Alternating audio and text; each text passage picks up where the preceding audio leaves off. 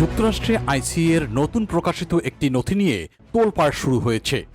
দেশটির টেক্সাস অঙ্গরাজ্যে গত বছর এক মার্কিন নাগরিককে ফেডারেল অভিবাসন কর্মকর্তা গুলি করে হত্যা করেছিলেন, কিন্তু ঘটনাটি প্রকাশ্যে জানানো হয়নি বলে উঠে এসেছে নতুন নথিতে। আর এর পরপরই শুরু হয় তীব্র সমালোচনা। নিহত তরুণের নাম রুবেন রে মার্টিনেজ। তার বয়স ছিল মাত্র 23। 2025 সালের 15ই মার্চ গভীর রাতে সাউথ প্যাড্রে আইল্যান্ডে এক ট্রাফিক স্টপের সময় তাকে গুলি করা হয়। সম্প্রতি প্রকাশিত নথিতে দেখা গেছে ওই অভিযানে যুক্ত ছিলেন হোমল্যান্ড সিকিউরিটি ইনভেস্টিগেশন HSI এর সদস্যরা, যা US immigration and customs enforcement আইসেরই একটি অংশ।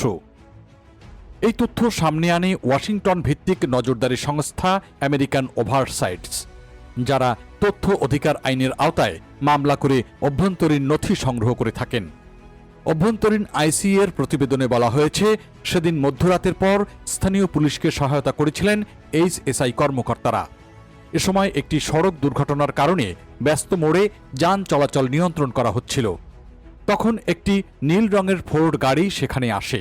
কর্মকর্তারা চালককে থামতে বলেন। প্রতিবেদনে উল্লেখ করা আছে, চালক প্রথমে নির্দেশ মানেননি, পরে থামেন।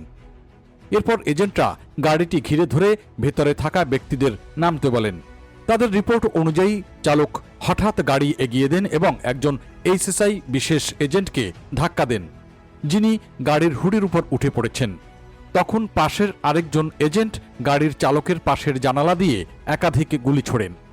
মার্টিনেজ